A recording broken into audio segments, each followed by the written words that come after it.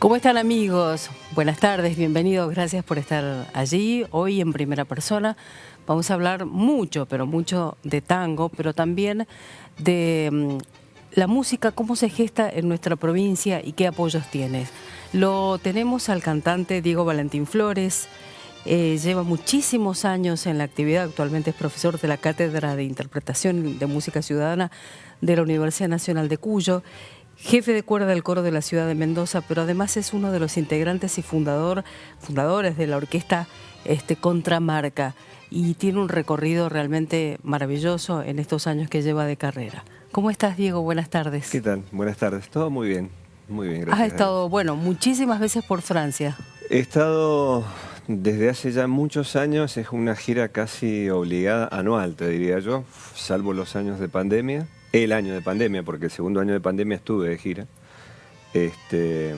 Tengo esas producciones allá, bueno, que son parte también de la estructura de mi carrera. Porque además integrás un grupo allá. Sí, en realidad participo de varias producciones y una producción por ahí te encadena en otra a medida que la gente y las producciones te van conociendo.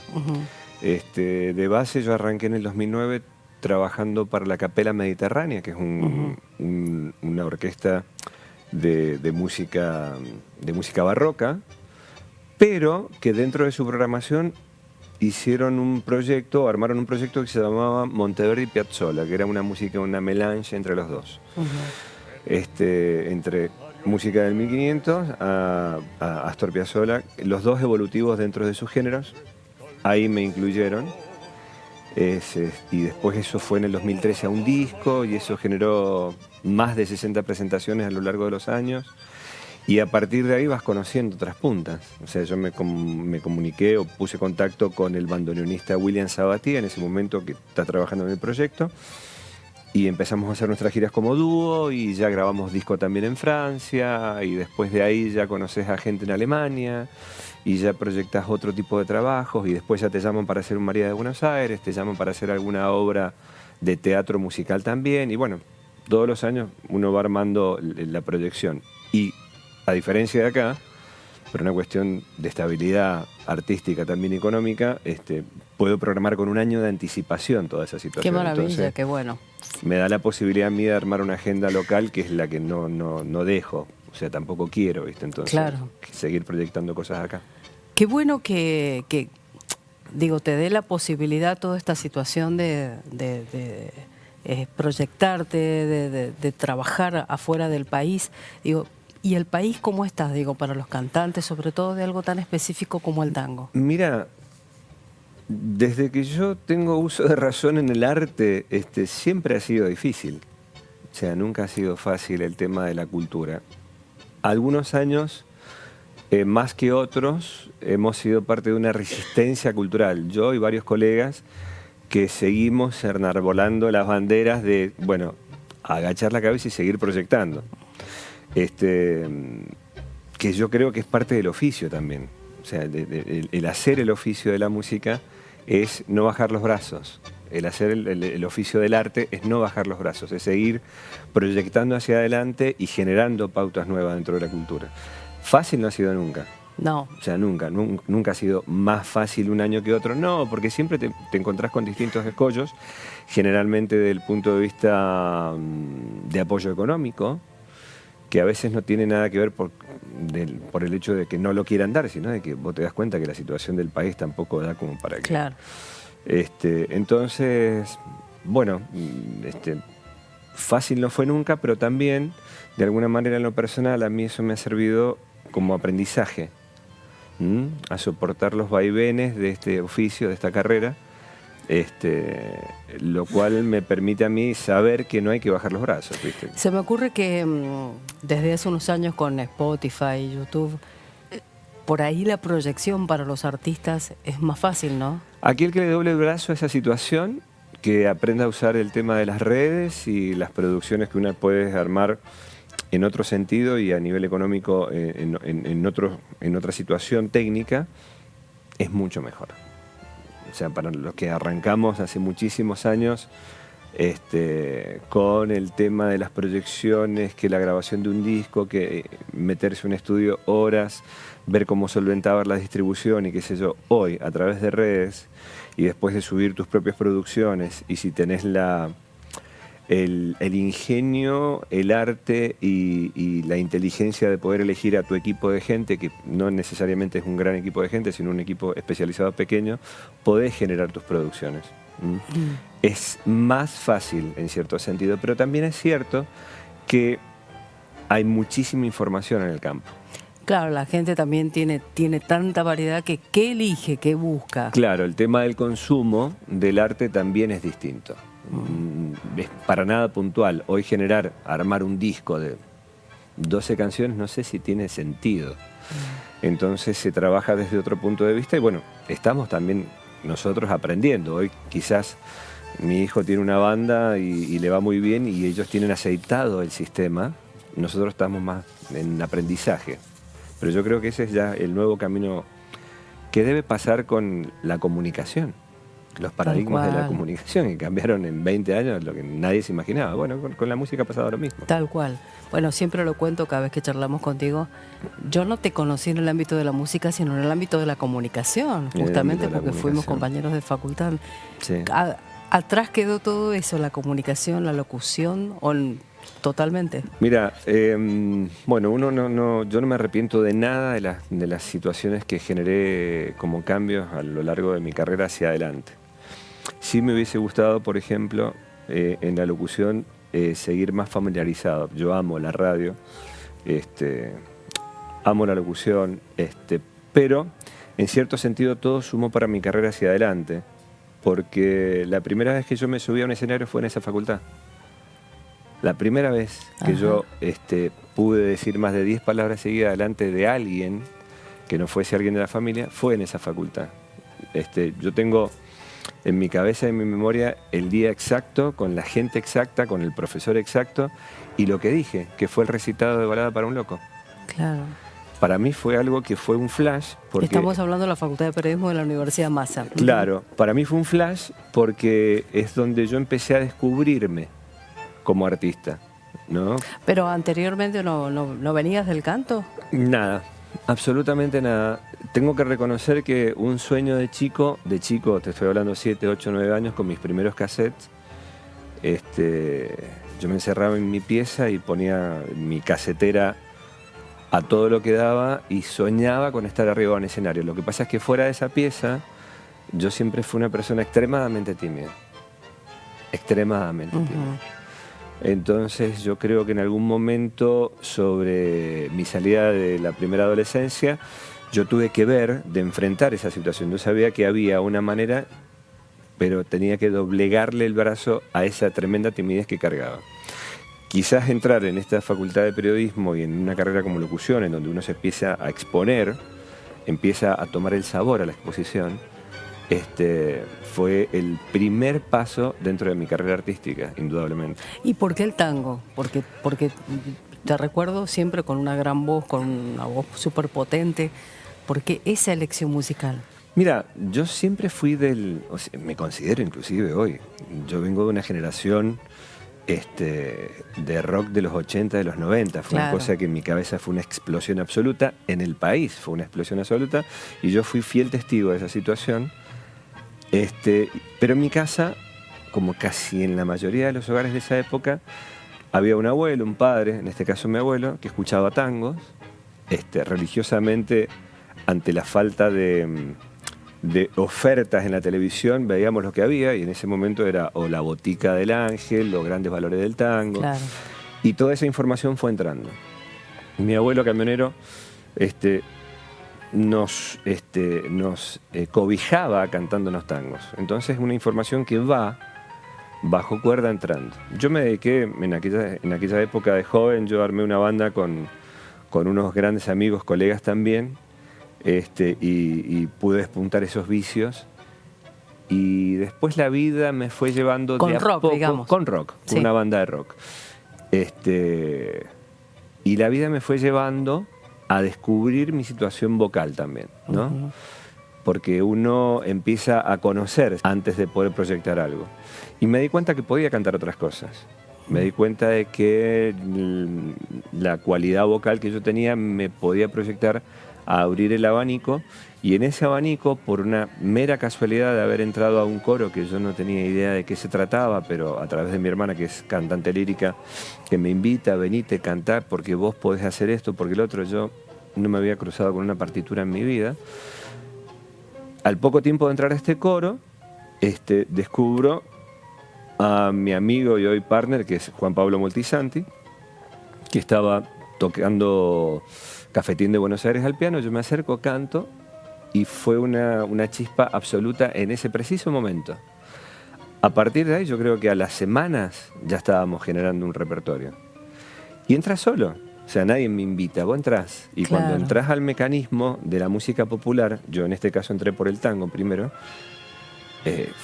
fue un flash mental. Yo dije, esto es increíble. Y siempre me gustó mucho la lectura, y empecé a descubrir en las letras de estos tangos historias fantásticas contadas de manera fantástica.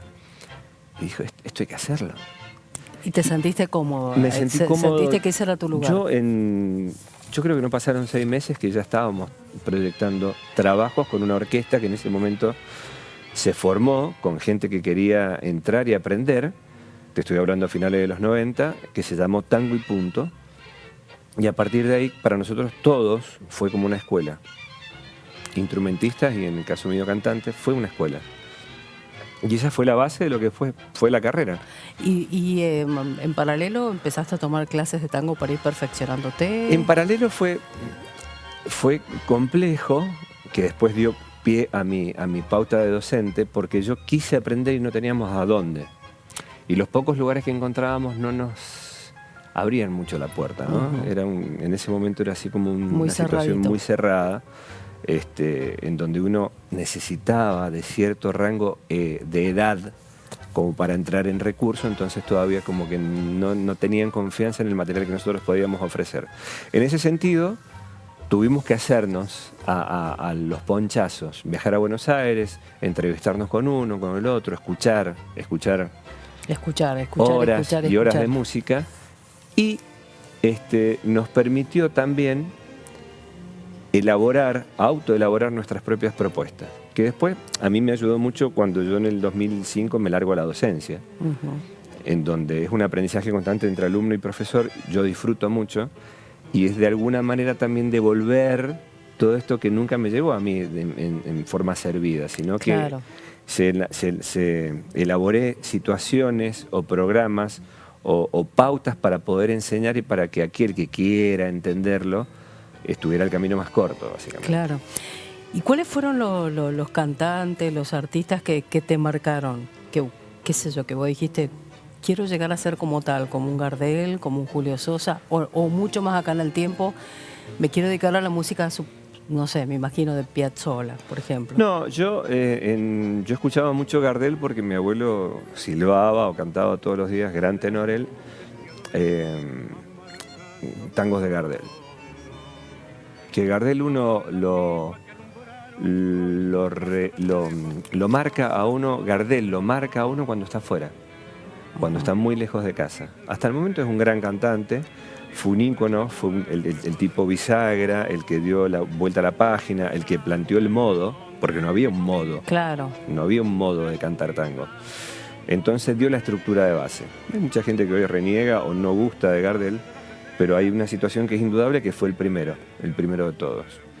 Pero cuando yo descubrí al polaco, que lo descubro al polaco en un laburo que estaba haciendo con Fito Páez en la tele, yo lo veo como de casualidad, y después lo veo con el Gordo Porcel también en un programa que lo invita, que estaban los dos vestidos con la camiseta de Racing, es un sketch.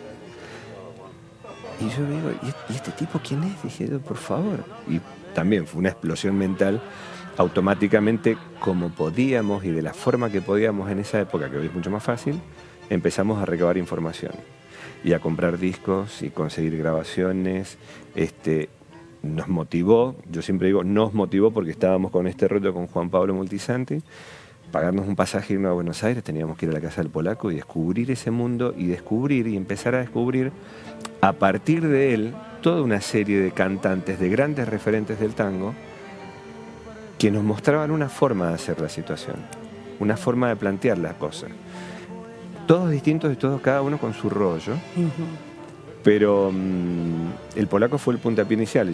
Yo es un tipo que me sigue enseñando, o sea, temas que yo he escuchado 1,5 millones de veces y él los tiene resueltos, ya lo tiene resuelto. Es como cuando lees el mismo libro 2 o 3 veces o ves la misma película 3 o 4 veces, claro, y le vas encontrando cosas. Vos sabés lo que te vas a encontrar, pero no, te encontrás otras cositas. Otras cosas. Entonces, fue en cierto sentido parte de una escuela. Sí, es como el puntapié inicial, pero no es una situación de imitación, es a lo que voy. No sirve la imitación, sino entender por qué trabajaba, por ejemplo, las letras como las trabajaba, o las frecuencias musicales, ya hablando de pautas técnicas, o el uso de los rubatos, o los adelantamientos de frase, ¿por qué los hace? ¿Por qué no?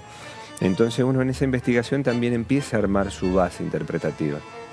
Porque la música popular, por sobre todas las cosas, más allá del tango, estamos hablando del folclore, es para el que genera el oficio, es una situación de responsabilidad también. O sea, nosotros somos responsables para que esa información siga trascendiendo en el tiempo. Entonces tiene que haber una base de respeto y una base de conocimiento para poder trabajarlas. Claro. Más allá de la técnica, porque yo laburé técnica vocal, indudablemente. Me ofrecieron, yo era muy cara dura, la caradurez ayudó muchísimo. Me dijeron, mira, hay una ópera, Carmen, hay un papel, Morales, ¿lo querés hacer? Porque yo creo que el color de tu voz, le digo, mira, sí, con la irresponsabilidad absoluta. Hoy hubiese dicho que no, pero en ese momento fui sí, y eso también me significó encontrarme con Silvia Nasif, una gran profesora de canto, que me dio las bases técnicas, que son necesarias hoy. Porque son que también incursionaste en el canto lírico. Incursioné en el canto lírico y se abrió una brecha ahí, porque en paralelo empecé a hacer muchas cosas. Siempre flasheé mucho con Mozart, y me gusta mucho, pero técnicamente hay que especializarse en ciertas pautas dentro de la lírica. Y más allá de que me gusta cantarlas, y las disfruto mucho, no me atraviesan como la música popular. Claro. No lo hicieron nunca, lo probé, te juro que lo forcé. Dije, bueno, si es por acá, va a ser por acá, y no fue por ahí. Y no fue por ahí. No fue por, definitivamente fue la música popular, porque una vez que me tomó,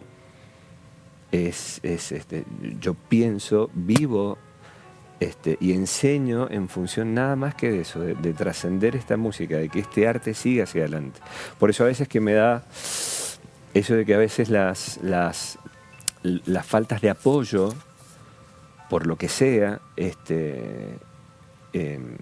a veces nunca son suficientes, y uno tiene esta responsabilidad de decir, che, no se dan cuenta de esto. Claro, además te recuerdo que empezaste muy muy joven en esto y que has dedicado toda tu vida a la música popular, al tango, y esto que vos me estás diciendo, digo, ¿se puede vivir de la música? ¿Se puede uno dedicar completamente a la música? ¿Un cantante lo puede hacer? Se puede vivir, demanda, contrariamente a lo que cree por ahí o lo que piensa el saber popular general, demanda 26 horas diarias todos los días, porque para cada situación o proyecto que vos generás necesitas muchas horas de ensayo y estudio. Y eso significa inclusive estar bien, mental y físicamente. A eso le sumás que también tenés que estar, si querés vivir de esto, con muchas horas de docencia, de manera privada en tu casa o en la universidad, en mi caso, que yo tengo esa fortuna. Tenés que aprender a autogerenciarte, indefectiblemente. A mí todas las cosas que yo hice en mi vida, como mi tecnicatura en marketing, como los 3 años y medio de locución y comunicación en aquella época, todo me sirvió para poder a mí darme este margen de autogerenciamiento. No hay otra. Entonces uno es la estrella arriba del escenario, es su profesor de canto, es el docente, es el tipo que arma los programas, el que los reparte, Pero el también que hace prensa. También sos tu propio contador, digamos, para poder... Absolutamente claro. todo. Esa es la forma en donde uno más o menos, mes a mes, año a año, va armando su carrera para poder vivir de esto. Para poder, que no siempre es funcional. Hay, como en cualquier temporada de cualquier situación, mejores temporadas y mejores años unos que otros, pero tuvimos una pandemia de por medio. Claro. Uno dirá, ¿qué hiciste en pandemia? Y el primer año de pandemia, nada, nos las pasamos viendo un cielo fantástico, encerrados cada uno en su casa, y tratando de pagar las facturas sobre fin de mes. Y yo, de chico, para tener mis primeros ingresos, yo trabajé con mi viejo que tiene una fábrica de carteles. Y yo armaba diseños y muebles. En algún momento de la pandemia dije, bueno, quizás ponerme a armar muebles es la opción. Claro. Esa fue una salida de un año, año y medio, que me dio la posibilidad de poder seguir manteniendo mi sueño y mi oficio arriba. Porque yo en cuanto pude... Qué complicado que fue. Fue tremendo. Inclusive yo viví todas las etapas porque el primer año que se abrió, lo poco que se abrió, me llegan los contratos de Europa. Yo me subí a un avión y me fui. Con todas las vacunas, con todos los trámites que había que hacer cada uno que ingresaba a los países. Para colmo, uno de país a país. Justo ese año me tocó pasar por 3 países. Cada país era una limitación, un problema, un tema, que la vacuna... que Sí, había países que no aceptaban determinadas vacunas. Y después lo que me tocó, que no pude volver. Ah, mirá. Yo estuve un mes y medio, gracias a Dios, en casa de mi hermana, porque no tenía cómo volverme a mi casa. Entonces, bueno, también pasé alguna situación media jodida porque... bajo ciertas circunstancias, a cierta edad, no poder volver a tu casa porque no podés volver a tu casa es complicado. Es complicado, además tenés tu familia, tus hijos. Mi familia y el tema de que vos no sabes cuándo volvés. Es terrible. No sabes cuándo ¿Y volver. eso que te ocurrió en 2021? Eso me ocurrió en 2021, yo estaba varado en Bélgica, habíamos terminado de hacer una función en un lugar que se llama, ahí cerca de Bruselas. Listo, me despido de todo el mundo, yo mañana tengo el vuelo, chao, nos vemos el año que viene, qué sé yo. Me llega un mensaje esa misma noche, me dice, bueno, nuestra empresa no va más a la Argentina. Le devolvemos la plata, o sea, ni me preguntaron, no olvidate. Le devolvemos la plata y bueno, usted verá cómo hace. Bueno, un mes y medio después lo pude resolver tomando contacto con gente de Aerolíneas Argentinas que me consiguiera un puente para volver, todo un trámite, pude volver. O sea, ¿te pudiste volver en los vuelos esos que repatriaban gente? Ya es una anécdota, pero en ese momento fue tremendo. Una angustia. Yo me acuerdo que hacíamos entrevistas permanentemente sobre los vuelos que repatriaban gente, la gente que se quedaba varada, se quedaba sin plata, por ahí no tenían dónde estar. Terrible las situaciones que pasaban y en el medio el temor a contagiarte. Fue tremenda. Es una época que inclusive ahora lo estábamos hablando con mi hijo también. El otro día uno como que ya se olvidó de esta situación. Pero fue tremendo. Fue tremendo. Y yo viví, viste, y pasé por lugares, por países en donde estábamos todos encerrados en cubículos, viste, haciéndonos los controles, te trataban como un leproso. Yo digo, por favor, esto. Pero bueno, son cosas que pasan. El oficio también me hizo pasar por estas vivencias, viste, que a uno en realidad lo van reforzando, le van haciendo callo a uno como para enfrentar situaciones después. Entonces, que creo que le pasó a todo el mundo, empezás a ver la vida desde otra perspectiva. Tal cual, tal cual. Mucho más interesante. Así que bueno, esa es una de las anécdotas. Una de las anécdotas que afortunadamente, bueno, ya quedaron atrás. Bueno, has hecho un programa muy interesante con Patricia Cangemi en honor a Virgilio Homero Expósito llamado Tango Homenaje. ¿Cómo ha sido esa experiencia con la Pato Cangemi? Nos encontramos, yo ahora, bueno, vos dijiste ahí en principio, yo hasta este año estuve en el coro municipal después de muchísimos años. Y este año se abrió la posibilidad de pasar a la orquesta municipal, ¿no? En donde yo ya me encontraba más en mi salsa. Ya tengo otra edad como para estar en un coro adulto juvenil. Entonces quería cambiar un poco el sistema y el aire. sin salir de la municipalidad. Entonces se abre el cargo y lo traslado a la orquesta municipal. Llego a la orquesta municipal, solista de hace muchísimos años, Patricia Cangeli. Que a la Pato la conozco hace muchos años, nos venimos amagando con que vamos a hacer esto, siempre viste que te cruzás, ya nos vamos a juntar, ya vamos a hacer esto, bueno, pasaron 15 años. Acá obligadamente... Que eso un poco tiene que ver con el respeto, la admiración mutua. Todo, yo adoro siempre, si vos me decís una cantante de tango, entre las que conozco acá en Mendoza, la Pato, que ahora está por lanzar un disco también, para mí es admiración. Pero no habíamos tenido la fortuna de trabajar juntos. Entonces ella me dice, mira, yo tengo pensado un homenaje a los hermanos Expósito. Y fue así. ¿Vamos? ¿Lo hacemos? ¿Con vos? ¿Y con quién más? Bueno, llamamos a Dieguito Ferreira en la guitarra y a Mariano Colombo, que eran las opciones que yo tenía. Y dije, vamos, de cabeza. Porque aparte yo conozco mucho a Diego Ferreira, que es un tremendo guitarrista, gran bailarín, buen cantante, buen docente, trabaja conmigo en la universidad. Y sé cómo trabaja el tango. Con Mariano no había laburado nunca, pero bueno, me di ese gusto también, es un gran pianista. Y a la Pato la adoro. Entonces dije, bueno, es por acá. El primer ensayo fue absolutamente magia, porque también descubrimos en los hermanos Expósito una situación que fue fantástica, porque la forma de escribir, nosotros conocíamos, yo tengo en mi repertorio tangos como Afiches, teníamos también Naranjo en Flor, había hecho el tema Maquillaje en algún momento, entonces yo conocía más o menos ese rango de trabajo con esas letras, pero cuando realmente entramos en ese mundo y descubrimos la manera, porque uno para interpretar tiene que descubrir por qué y cómo escribe el poeta. Y fue tremendo. ¿Eso se plasmó en un disco o se va a plasmar en un...? Eso se va a plasmar en un disco, Ajá. Porque en principio esto es como cuando armas un equipo de algo. Tenemos que ver la química y la forma de trabajar y los resultados. La química fue impecable, la forma de trabajar fue tremendamente profesional, y los resultados fueron increíbles, porque se armó con una pauta creativa muy práctica, muy fácil, no había textos, solo los tangos, y los dos cantantes iban haciendo los puentes con poesías de Homero Expósito y nada más. Eso fue todo el espectáculo. Lo hilamos la situación de tal manera que fuera compacto e impactante de arranque. Funcionó muy bien, la gente feliz, un espectáculo de 1 hora y media se nos hizo tremendamente corto. Ahora lo vamos a reevaluar porque vamos a tratar de ponerlo antes de fin de año de vuelta. Pero para mí fue un regalo. ¡Qué maravilla! Para mí fue un regalo. ¡Qué y aparte, disfrute!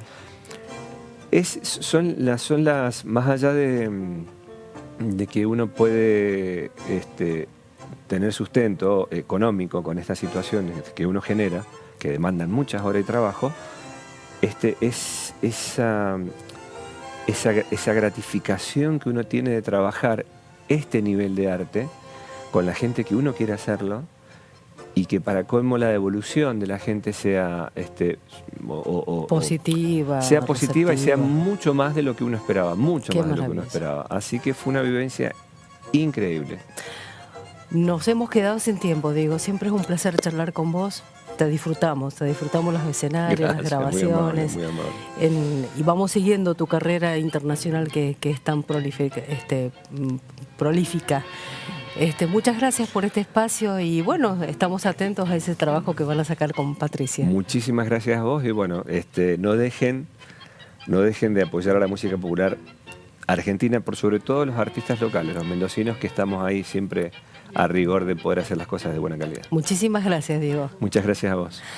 Amigos, bueno, llegamos al final de En Primera Persona. Hemos disfrutado muchísimo esta entrevista con Diego Flores, que lo pueden seguir seguramente en las redes y estén atentos siempre porque está en los escenarios deleitándonos con su voz, con su música. Muchas gracias. Hasta el próximo sábado.